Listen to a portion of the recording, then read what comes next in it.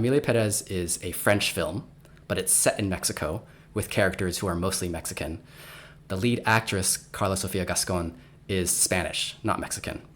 And one of the other characters is played by Selena Gomez, the celebrity singer actress. She's very good in it, but her Spanish leaves much to be desired, according to my Mexican Spanish-speaking friends. Oh. They were criticizing the film because, one, when the lead actress is speaking Spanish, it sounds very Spain Spanish and not Mexican, even though she's supposed to be a Mexican character.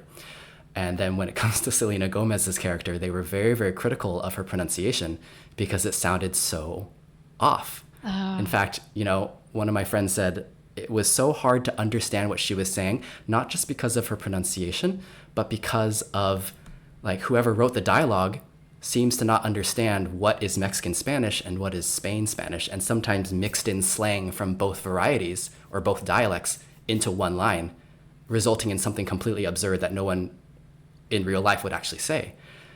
And so here we have this very interesting pushback against linguistic realism because, okay, we've got this French film.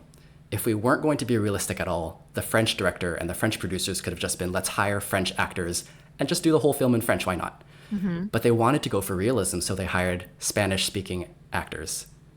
But I'm not sure who was in charge of translating their dialogue or the screenplay from French into Spanish, but it ended up being something that didn't quite sound authentically Mexican Spanish, so much that viewers in Mexico were taken out of the fantasy of it. But I think it's really interesting that people hyper-focused on Selena Gomez's Spanish.